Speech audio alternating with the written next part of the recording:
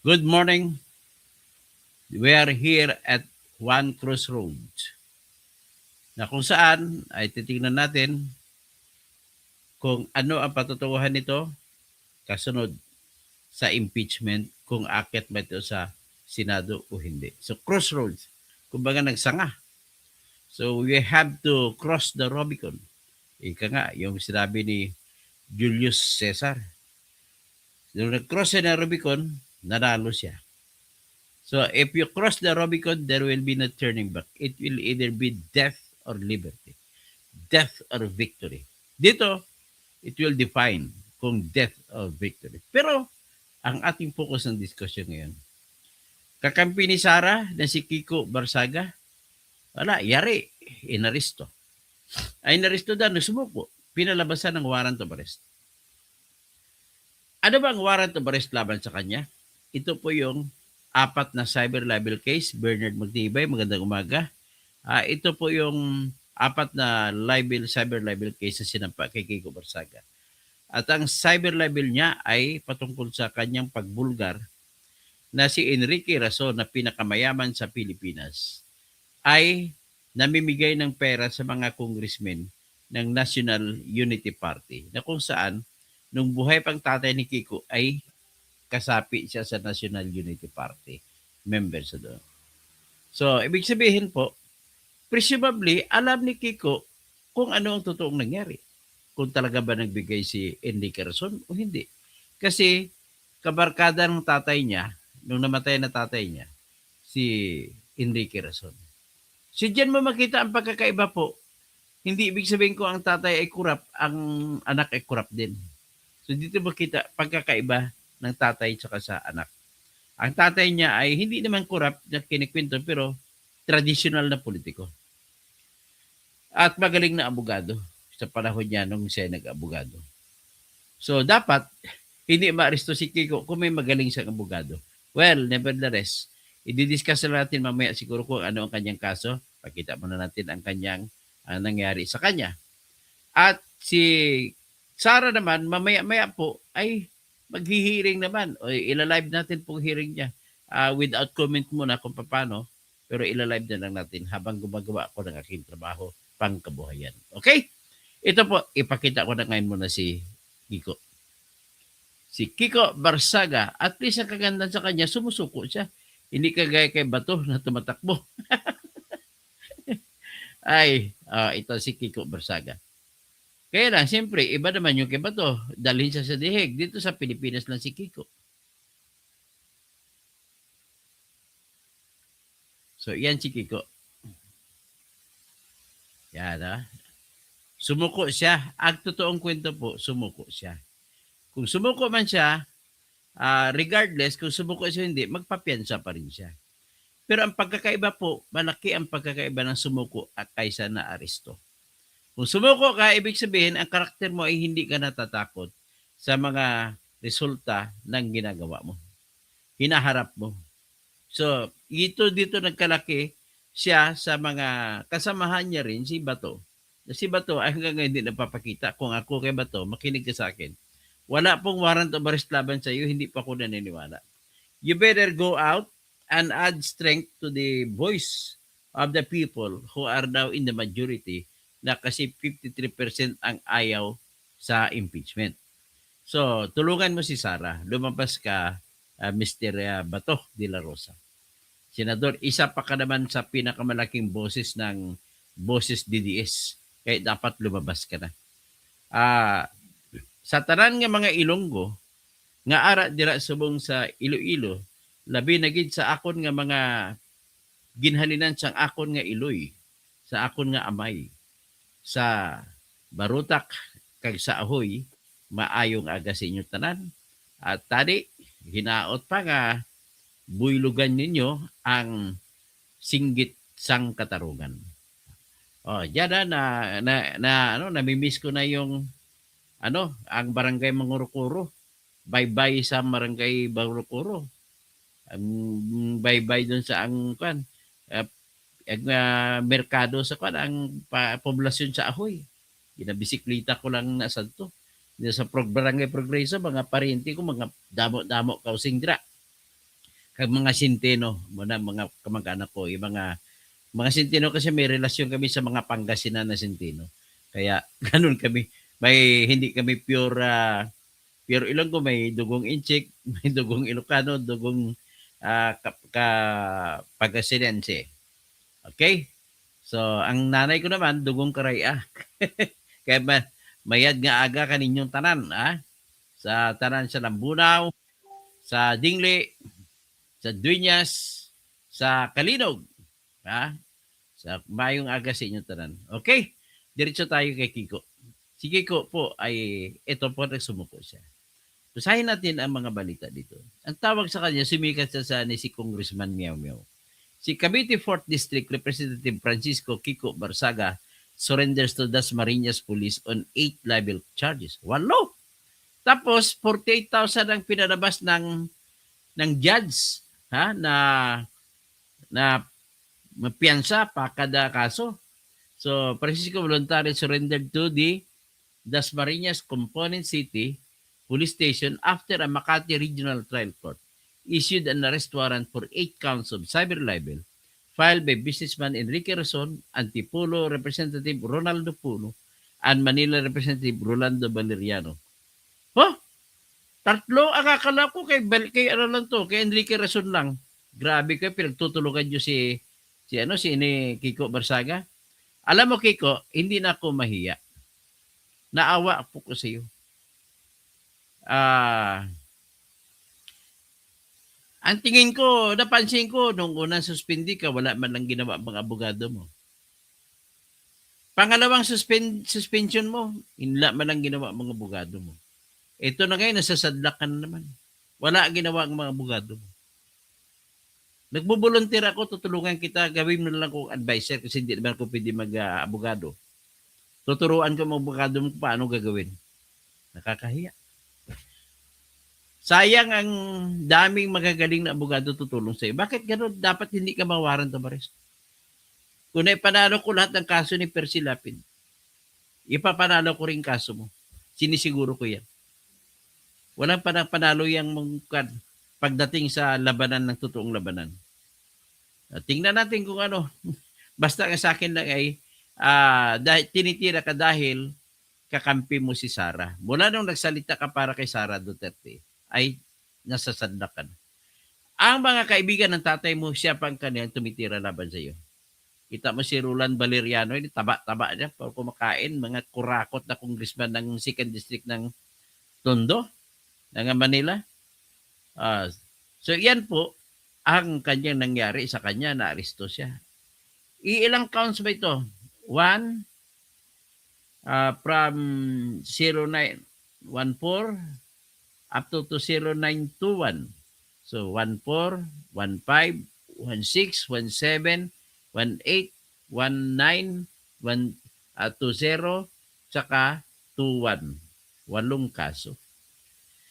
48,000 ang grabe ka naman, Judge. Dapat 10,000 lang yung piyansa. Bakit mo tinaasan ng 48,000 bawat isa?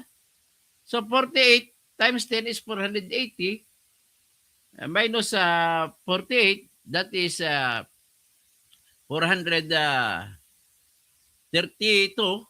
minus 48 ay 396,000. Grabe. Kung hindi ka mayaman nito, hindi ka makapagpiyansa. Pero may pwede rin siya mag-file ng tinatawag namin na motion to reduce bail. Ang bail ang piyansa. Okay? So, ibig sabihin po, ito batang-bata pa to si Kiko ay kumbaga parang may gatas pa sa labi. Kawawa naman. So anyway, Kiko, dahil kakampi ka ni Sara, humingi ka ng tulong. Maraming abogado magagaling si Sara Duterte. Humingi ka ng tulong doon.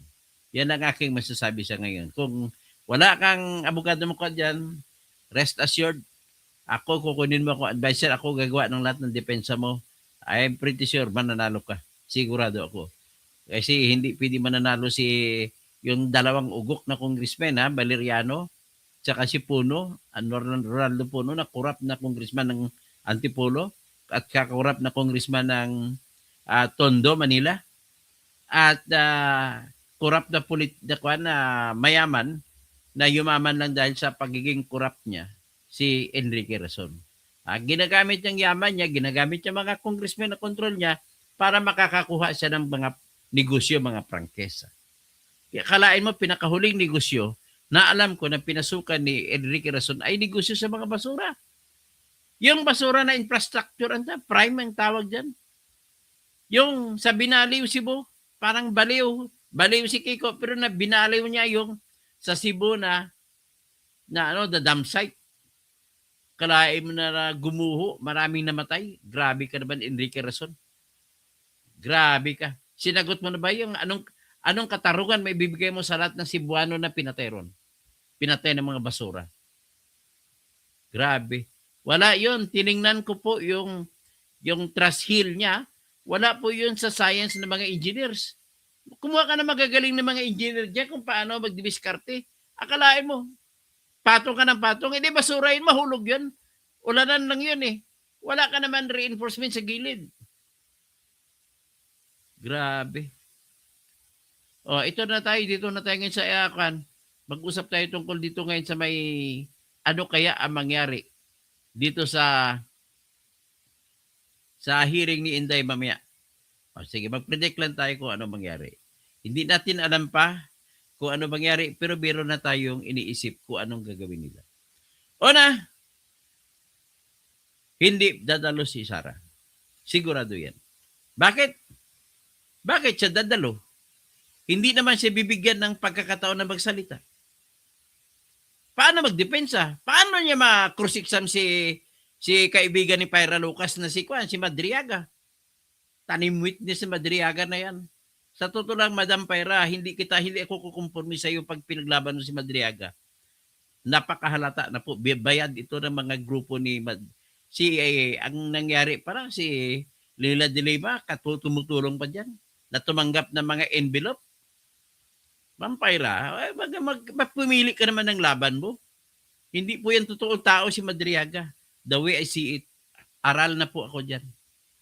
Siya ay, dahil sa koreksyon niya kay Trillanes, kay Palad na bayaran din, ay halata. Ang kanyang affidavit, binasa mo ba, Mampay? Basahin mo para maraming butas. Hindi po, wala pong abogado naniwala doon. Kung ngayon naniwala sila dahil gusto nila yariin si Sara. Ganun lang po simple yan.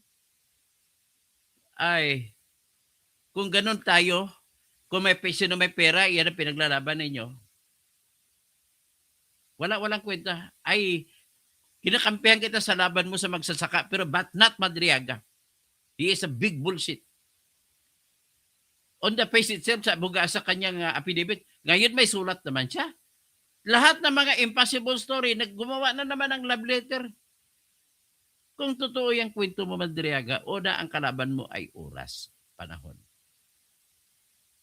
Itong kay Sara, ang kwento mo ay sinasabi mo na inintroduce ka, isa-isahan ko latag-latagin ayon sa pagkaalala ko sa kwento mo. Sinabi mo na ikaw ay nag-aral sa College of Law ng San Beda at ikaw ay nagtapos sa 1995. Kumuha ka ng bar exam, hindi ka nakapasa. Bakit hindi ka nakapasa? Una, huwag ka magbayabag kung hindi ka nakapasa, ibig sabihin po napakahina mo. Bakit hindi ka nag-take ng pangalawa? Pangatlo, pang-apat. Yung iba ganyan, kahit 10 take na, nakapasa pa rin. Lahat po yan imbento. So, 1995. Tingnan na titingnan natin isa-isa. Ito yung expectation natin mamaya eh. Mag-ikot-ikot ang tanong ng mga congressmen dito eh. Kahit titingnan natin. Akalain mo naman yung mga saan ka makakita yung mga opisyal natin ng bayan yan, pati mga yung tinatawag na scrap paper na mga hindi natatanggap sa korte ng mga affidavit, tatanggapin nyo.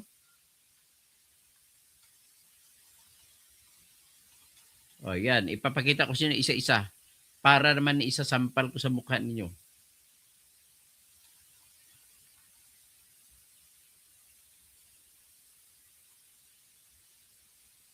Ito.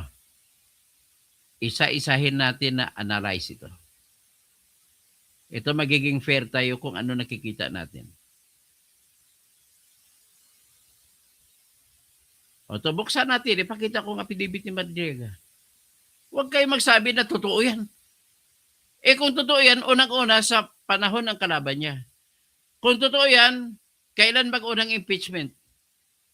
2025. 2024 sinampa. Bakit hindi siya nagsalita noon kung totoo siya? Yan ang una mampay na dahilan na hindi siya paniwalaan. Kung patas lamang yan, hindi siya papaniwalaan yan. Kaya lang, siyempre, bayad na ni Sandro lahat dyan ng congressman. Gano'n lang kasimple. Pero may araw din yan. O, tingnan mo. O, basahin nyo. We will read it at the same time. Yan ang affidavit ng butas-butas. Gawa ng abogado na pulpol na si Atty. Palad. Mapadisbar nga itong gagong ito. Oh.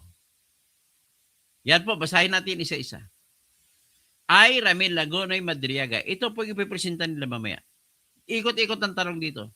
Filipino and with address at care of Annex 2, BGMP, Camp Bagong Diwa, Taguig City. Number 1 yan, sinabi ya, educational background. Educational background. I took up the College of Law from 1991 to 1995 at San Sebastian College, Manila. Number 2, I graduated in 1995 and took the bar examination the same year but did not pass. Number 3, government service daw niya. From 1993 to 2021, I worked in the following government offices. Ilang taon yan? That is amounting to 18 years. Sa 18 years niya, letter A, EIIB, Economic Intelligence and Investigation Bureau. Saan ito? Sa Bureau of Customs. Nagtrabaho na siya mula noong 1993 hanggang 1995. Ang ibig sabihin, pag binalikan mo sinabi niya, 1991 to 1995, nag-aaral siya sa College of Law San Sebastian, nagtatrabaho din siya dito. Yan ay kung totoo ang kanyang kinikwento. Pagbigyan na natin totoo yan. Letter B, sa National Security Council at sa ISAP ay nagtrabaho ka mula 2001 hanggang 2015. So ang ibig naman sabihin ay, anong ibig sabihin yan? Mula 1996 hanggang year 2000, wala kang trabaho. Pero naaresto ka, ang trabaho mo kidnapping, nasintensyan ka sa kamatayan, sa kidnapping, nasalba ka lang nang binaliktad ng Supreme Court dahil sa mga pro bono ng mga abogado ng San Sebastian. At na technical at pinalabas ka ng Supreme Court. So ngayon, na sinabi mo 2001, ibig mo ba sabihin nang lumabas ka sa Supreme Court, sa kulungan, may tumanggap kagad sa'yo ng trabaho, NSC? Trabaho ng National Security Council at saka Intelligence Service of the Armed Forces of the Philippines ay trabaho na kailangan po ang reputasyon mo na maayos. Hindi ka tatanggapin dyan kung nabilanggo ka. So, ibig sabihin, duda na ako rito. Kahit sabihin natin totoo, duda na ako dito kung totoo ito, hindi. Next, sinabi mo, the same agency, National Security Council. Pero ito, balik ako sabi, NSC tsaka ASAP. Ibig sabihin, dalawang trabaho, pinagsabay mo. Pwede ba mangyari yun? O, ito pa. Tapos, letter C, NSC, NBI, Revenue, tatlong trabaho, pinagsabay mo. 2018 hanggang 2020. Nang ibig sabihin ito, 2016 hanggang 2017, wala kang trabaho. Ba't hindi mo nilagay rito ang trabaho mo kay Digong? Sinabi mo, 2016, trabaho ka kay Digong. Ba't wala dyan? Sinabi mo, 2017, kay Digong ka. Tapos, nilagay mo, NSC, NBI, Revenue Reps ka, 2018 hanggang 2020. So, paano mo sabihin ngayon na totoo yung kwento mo na 2018, nandun ka kay Digong?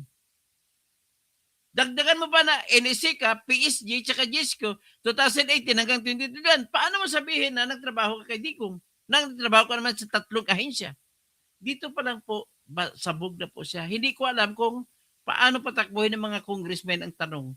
Kasi sila lamang ang may karapatan magtanong, mga congressmen. Hinihimok nila si Sara na pupunta. Kung ako kay Sara, hindi ako pupunta. Sinabi na nga ni Sara, antayin ko na lang kayo sa Senado. Isampa nyo na sa korte sa Senado. At doon tayo magtuos. But mamimilit kayo. Magkikwento pa si Ridon, kikwento si Luistro, kikwento si Tinyo. Nasabihin, kaya hindi, guilty na yan. Kaya bakit hindi siya magpapakita? Guilty na yan. Ganun bang ang naratibo?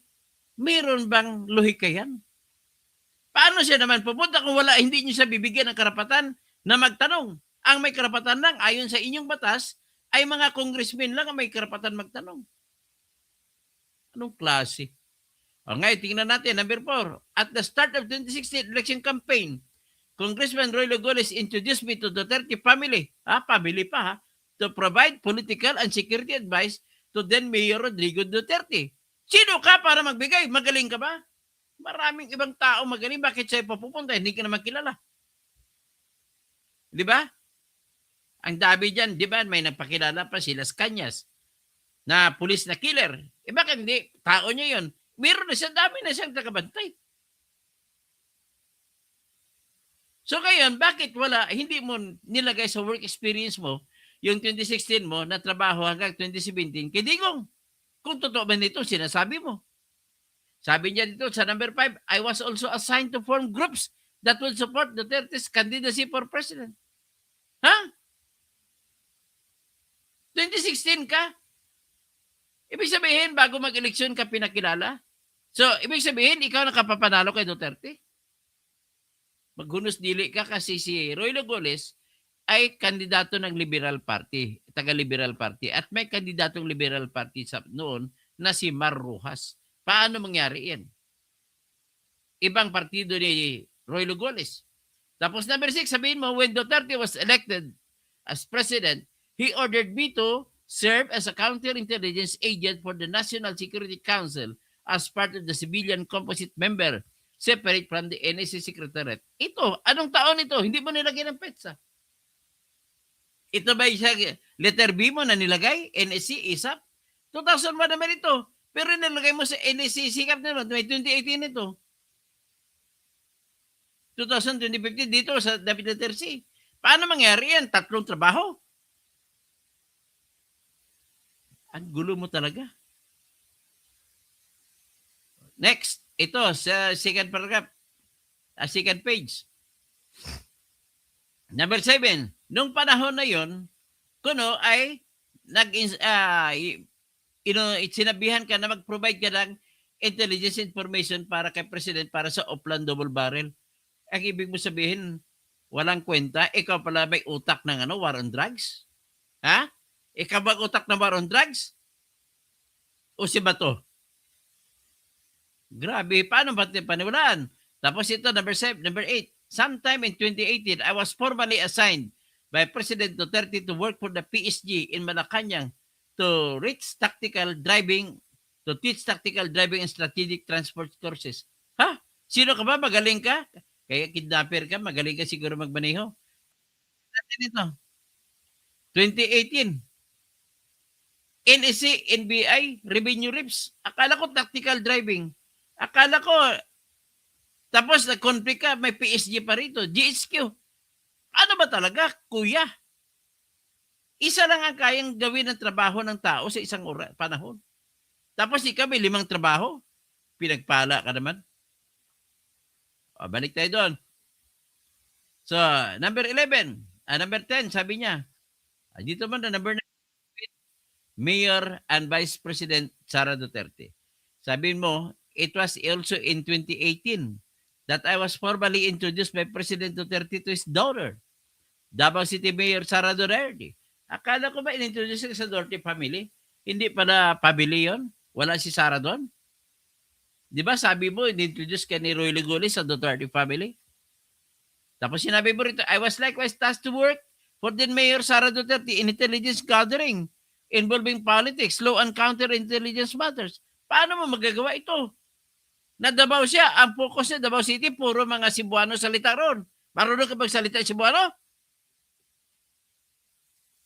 Kung hindi ka marunong magsalita ng Cebuano, hindi ka makakakuha ng intelligence information sa lugar ng mga Cebuano. Cebuano speaking. Ay!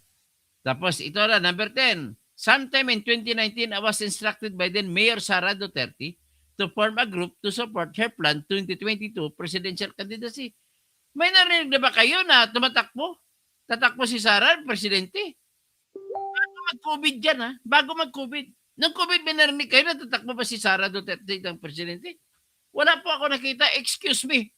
O, nagkwento, paano niya patunayan ngayon? Dito ba ikot-ikot ang tanong ng mga tarantado mga congressmen? Tapos sabihin mo, in 2020, following the instruction of Mayor Sara Duterte, ayan, paano mangyari? COVID time na yan, 2020, March 16, 2020, nagsimula ang ECQ, Enhanced Community Quarantine. Paano mangyari? Makapagtrabaho ka? Walang nagtatrabaho doon. Bawal lahat gumalaw sa bahay. Lahat ay inutusan huwag lumabas ng bahay. Grabe So, in-expect ko na magiging fair kahit paano mga congressmen. Magtatanong sila dito, bakit? Paano mo nagawa yan? Kaya lang, si Sara hindi makapunta dyan kasi bawal siya magtanong. O, ito, number 12. We were able to register ISIP Pilipinas of the Securities and Exchange Commission with me as the national convener. Asan ang Securities and Exchange Commission na certificate of registration? Ipakita mo. Kung ikaw ka ba nagparehistro dyan. Grabe nito kung bilib ako sa tao ito Ang lakas ng apog mag-claim. Number 13, when Mayor Sara Duterte won as Vice President, I was tasked to form the Vice Presidential Security and Protection Group, which was established primarily to provide security and intelligence work for VP Sara. It was during this period that I personally introduced and recommended Colonel Dennis Nolasco. Okay, stop muna tayo dyan. May kukunin ako sa inyo na kanyang claim. Kumontra naman ito sa bagong kwento niya. Ang bagong kwento tanggalin muna natin yan. Ang bagong kwento ni Madriaga. Ito, pakita natin.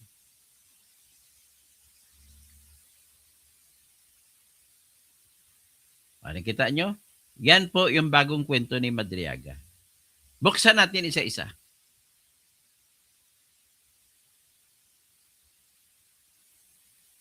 Yan, sinasabi niya, the strategic assumption of VP Sara Duterte and the tragedy of BBM's presidency. With it all started sometime in 2021. COVID time pa yan When BBM tawag dito. Ito, nawala ako Pasensya, nawala ako. Inatake ako ng mga grupo ni Bongbong Marcos. Hinak na naman ako. Pasensya na ka, babalik ako Ito. Nag-umpisa tayo doon sa diskusyon sa affidavit ni Madriaga na dito ikot-ikot ang tanong ng mga congressmen. So, ano gagawin natin is patuloy ko lang yung kwento. Pinapag-aralan lamang natin ano kaya ang gagawin. Dito kay ipapakita ko yung may sinasabi sa rito na kung kailan siya inutusan ni Digong na mag-create daw ito binanggit niya. Sabi niya, if PRRD told me that BBM knows already, alam niya mga English mo, mali-mali ang grammar, already of him stepping down by the year 2025. So ang kwento dito, may usapan daw si BBM at saka si Sara na maghatian sila ng termino ng pagka-presidente. Sa 2025 daw ay re-resign si BBM at papalit si Sara. Yun daw kwento ni Madriaga. At sinasabi nito, magpatuloy ito, if PRD wanted me to share some advice. Galing mo, advisor ka Kidnapper, may kidnapper ba na political advisor? May advice was simply to create a separate security group for the office of the Vice President. Paano ka mag-advise for the creation security group Si Leni Robredo pang presidente nun. That is distinct and independent from the PSG.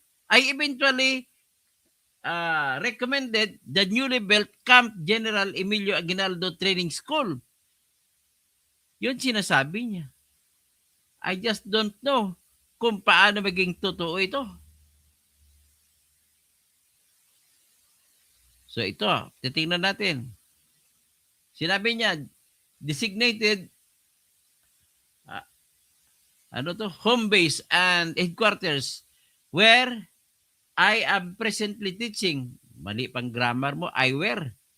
Kung totoo man ito, tactical transport course, a PRRD there and then called up DND Secretary Delphin Lorenzana to create the BPSG. Aba, sino ba ito? Walang petsa kung kailan ito. Pwede ba mangyari ito sa panahon ni Bongbong na si Bongbong na presidente? So ngayon, balik tayo doon sa kanyang original affidavit. Ito'y bagong affidavit, bagong kwento niya. Tingnan natin. Ito naman sa dating affidavit niya.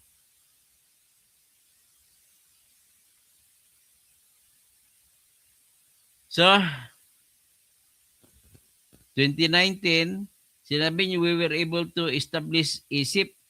So, 2019, 2020 ba ito?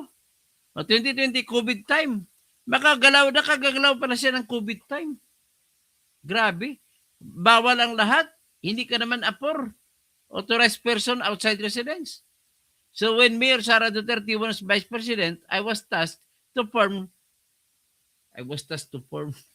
BPSG. Gusto mo palabasin sa panahon lang ni Sara, tapos kanina, kwento mo, ang impression ko, panahon ni Leni na Vice President. Tapos number 14, Colonel Nolasco was one of my students in the PSG. At that time, he was the commandant of the PSG training school. It was Colonel Nolasco who tapped the services of Colonel Raymond Dante La Chica to head up BPSG. Bakit ka tinanggi nung dalawa? Kung totoo, kwento mo. May pinalabas na po na kwento na pinatinanggi nitong ni Colonel Nolasco at Colonel La Chica yung ginagawa niyang kwento. Tapos from July 2022 to April 23, I worked with Colonel Nolasco. Our work involved tactical transport services, securing BP Sara and other VIPs. Hindi ka naman member ng security group. Anong expertise mo? So July 2022, some of the work information that I have personal knowledge of are the following. Tingnan natin.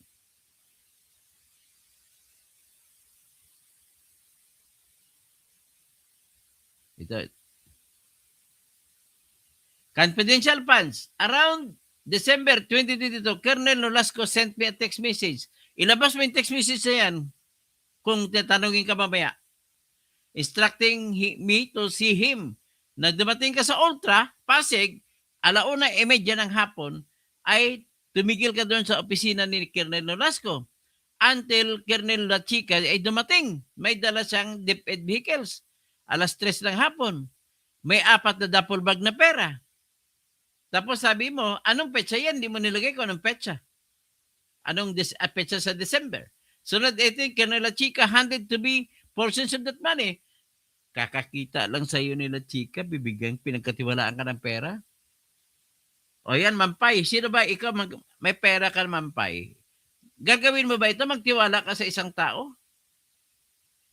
Bibigay ka kaagad ng pera? 33 million? O sabi niya, one duffel bag of money was for a mayor in Laguna. Personally delivered it to a man in Lacabuya, Laguna. Sino namang man ikumpara mo sa mayor? Bakit may bibigay sa man na hindi naman si mayor?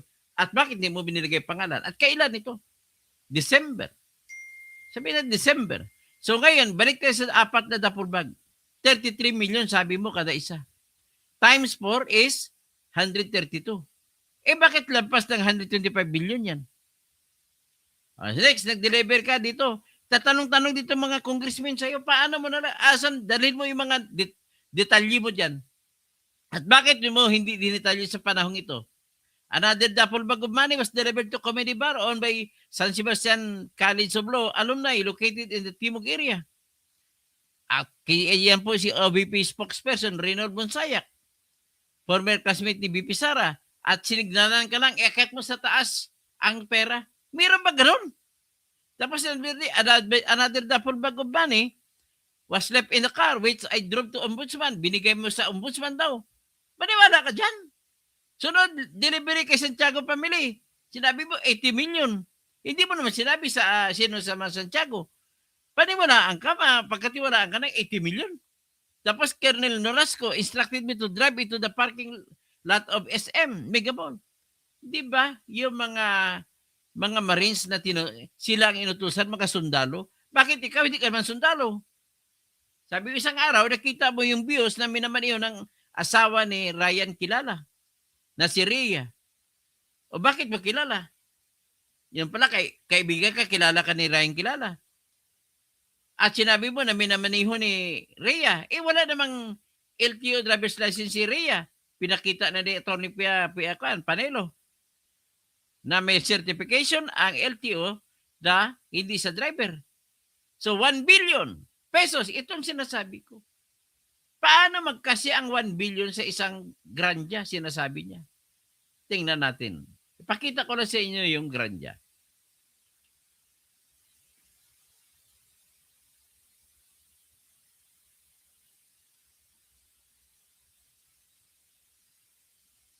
See all photos. Wala dito. Okay? Dito titignan natin ang photos ng grandya.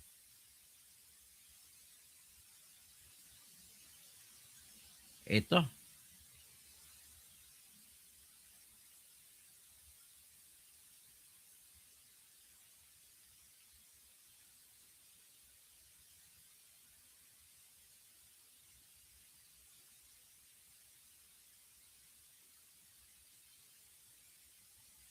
May papakita ako sa inyo na litrato ng grandya at saka 1 billion. Ang ating analysis, kasya ba ang 1 bilyong pera, tagi 1,000 sa isang grandya? So, kung kasya, pwede natin sabihin, nagsasabi ng totoo si Madriaga. Pero kung hindi kasya, imposible na magsasabi siya ng totoo. Tingnan natin ito. Ito.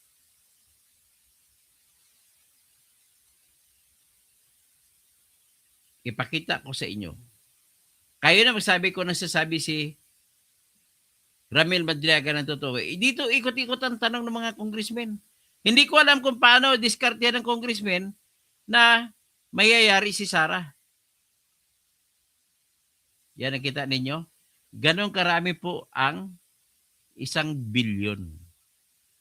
Magkasya ba sa grandya? Yan ang tanong. Yan ang grandya sa babaw. Yan, ang 1 bilyon.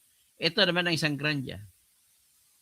So, paano magkasya ang 1 bilyon dyan sa 1 grandya? Isang deliver lang yan, ha? O, tingnan rin. Balik tayo sa pinibit niya.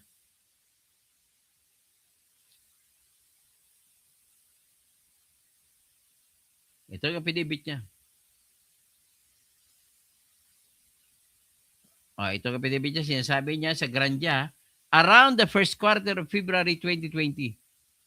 Magko-COVID, I was instructed by Master Sergeant Canlas, a PSG officer, whom I came to know in Davao, to pick up a super grandya at Jollibee Kamuning, Quezon City, and deliver it to a car wash along Daang Hari, Muntinlupa City. From the meeting point, I was told to proceed to Katarungan village nearby, where I handed the case to 2 men who were inside a black Honda Civic. This delivery was later verified through a call from President Duterte himself, who confirmed that the vehicle was received by those 2 men. Grabe. Tumawag ba si Duterte sa iyo? Ba't di mo sinasabi? Tapos nag-cash inside Honda Civic delivered to Santiago Family again. Sometime in January 2022, VP Sara instructed me through phone call to pick up a Honda Civic containing cash near the Kislap warehouse and deliver it to Jordan Plains Subdivision, Novaliches, Quezon City, specifically to the house of the Santiago family. Sino Santiago family kilala mo? At saka tika, January 2022 ay hindi pa po Vice Presidente si Sara. Kasi po, naging Vice Presidente si Sara sa May 2022 pa. Hindi sa January 2022. So ito po mga Hindi ko alam kung anong congressman magtanong-tanong dito. Yan lang po ipo-point out ko dyan. So, ang tanong sa inyo ngayon, paano magiging fair ang labanan yan? Kita nyo na, how will the congressmen revolve around that? Kasi sila lang may karapatan magtanong. At ang lahat ng congressmen dyan ay kakampi pa ni BBM, kakampi ni Sandro. Paano mangyari yan? Grabe, no? So, ladies and gentlemen, mayroon pang itong sulat. Pinakita ko rin sa inyo sulat. So, ngayon, because of that, siguro ang pag-usapan lang natin is bantayan natin mamaya kung ano mangyayari. Kung matutuloy ba may TRO ba lalabas o wala. Kung walang lalabas TRO, yan po ang mangyayari. Ang tanungan mag-ikot-ikot lang, nasa kamay ng mga congressmen ang yarian na mangyayari at yayariin ng tudo dito si Sara Duterte. Ganun lang po ang aking nasabi. At magandang umaga po sa inyong lahat. Pasensya na kayo at tinira ako ng mga hackers. Hackers na kalaban. Paki-like na lang po. Roland Lobguban, Kudilan, pag-sure, diha kausing, galit ka pala sa akin. Ikaw, buang ka nga Cebuano ka. Bugo ni mo ba? Hindi ka naniniwala sa katotohanan? Hindi ka naniniwala na si Bibi may mali-malit ang pera? Grabe ka naman. Ben Reclamador, Risa Ricaport, kawawa naman si Kong Kiko. Fides Conception, managot ang dapat managot lang yan, ang pobre lang. Tapos Gomez Romeo Bundok Jr. Pasensya ka na, Ma'am Pyra, talagang tanim si Madriaga na testigo. Hindi po ako niwala dyan. Ellen C. Ruiz, hello po, good morning sir, watching from Hong Kong. Salong Gasaka, walang maasahan na sa Committee on Justice. Wait na lang tayo sa Senate. Johnny Pons, anyari sa iyo at panindigan mo yung bunyog ka pa? Hindi pa ako bunyog. Mga tarantado kayo. Mga ginagamit lang kayo ni Insurrecto dyan. Huwag kayo paggamit kay Insurrecto. Binabayaran ni Marcos yan kaya hindi tumitira kay Marcos. Johnny Pons, ha? Tandaan mo yan. Maximum factor, 18 Marines, ayaw paniwalaan. Tapos, yung kidnapper nakakulong, paniwalang-paniwala sila. Yan ang mga anti-DDS.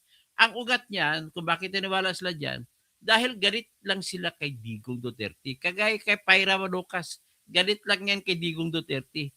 Dati kakampi niya si Digong Duterte, hindi ko alam kung bakit nagalit. Ato is bundok. Toto kasi pahinga ka na lang sir, nonsense. Ay, ikaw pahinga, huwag ka na makinig dito. Kung nonsense sinasabi ko, Ato, kung sino ka man, ano ang tawag sa taong nakikinig sa nonsense? Sige nga. Felipe Osip, basta mga fake news toto, yayariin talaga mga salot sa lipunan na yan. Si Fidel Mercado, good morning attorney. God protection, guide you always. Maria Alexandria Togas, good morning anak. Marcel Silerio, hello attorney, dumating na pala ang polluted witness nila. Silly Ron Quinto, butbot mo, butbot ka rin. Kumusta na si Bantag? Si Bantag ang nagpapatay kay Persipo, ha? Ayaw hulihin ni BBM. Yan ang problema. Sisihin mo si BBM. Nasintensya na pong lahat. Si BBM na lang ang hindi. Amil Mutalib, Boss Toto, kay Tonyo naman, yan galing, gumamit lang si Madriaga. Evita Escanlar, causing good morning, Toto from Davao de Oro. Wow, mga kamag-anak ko sa Davao de Oro. Virgie Piquero, like, share please. Gilbert Labrador, Mantis, kalaban to si Mantis. Sa 2025, mas maraming kurakot ang magaganap. Magagalit ba kayo kung mangurakot ang admin na bagong presidente? Ay, siyempre magagalit ako kung makita ko may korupsyon. Bakit hindi ako magalit? Korupsyon yan eh. Raymond Rebocas, nahuli na ang ligaw na pusa sa Kongreso. Ay, nakapiyansa naman. Hindi po siya nahuli, Raymond. Baguhin mo statement mo, sumuko po siya. Ha? Baguhin mo, iba yung nahuli, iba yung sumuko. Bernard Magtibay, KP Malilim, good morning po attorney, Pretty Boy Ugly, good being to tirador, isa laban sa tatlo, green versus red, yellow, pink. Okay, lahat sila nagsama-sama na eh. Mga green, yellow, pink. Sana ba ako?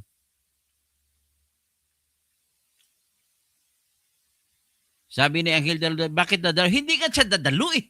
Sa Senado lang sa maganda, ang tigas ng ulo mo. Bubo ka ba, Anghel Dadula? Ay, bubo ko talaga. Ano kayo, hindi sinabi ng nila sa Senado na sila magantay. Isampa na sa Senado ang kaso at doon sila magharap-harapan. Attorney, ilang persentage si mananalo bilang presidente si Martin Romualdez? Wala na, zero na yan. Hindi naman nanalo si Martin Romualdez. Tapos si Philip Usip, nabasa ko na. Galaxy, grabe panluloko na sa taong bayan. Tama po. Tapos si Galaxy, tama po, attorney. If I were VP, hindi ako dadalo. Hindi po siya dadalo. Marshall Hilario Hill, attorney, dumating na palang polluted witness. Ayan pala. Cecilia Ronnie Quinto, ikaw butbot nga si Buano. Tarantada ka. Bubu ka. Ha? Jopilan, wala po. Lockdown yun. Lockdown nga yun eh. Gusto to kay Tonyo naman, isang galing. Ibitas Canlar, Digong Rihas, dapat lang iyariin ang mga nangwawalang hiya sa gobyerno. Sila ang mga asong huda sa Pilipinas. Talang hindi makatiwala na halos sambahin ngayon yung mga fake news peddlers. At ikaw ay para kay Bungbong ka, hindi pa fake news sa iyong maleta? Or fake news? Okay, Bergie Piquero, like, share.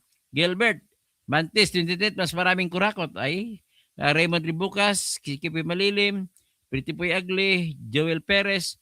Bakit parang, didis na po ako ngayon, Joel Perez. Nasa iyo lang yan kung gusto mo pa sa akin o hindi. Plaridel Francis, binayaran ni BBM si Ramil Badrega para idiin si Vice President Sara Duterte. Ayan Sumanitsit, what? Tanim Madrega? Yes, tanim po. Tatay ang buhay. Piki po yun. Talagang piki yun. Anong tanim buhay? Ang tatay ang buhay. Wala makagalaw. Wala pong access si Sara dyan. Sino papatay sa kanya?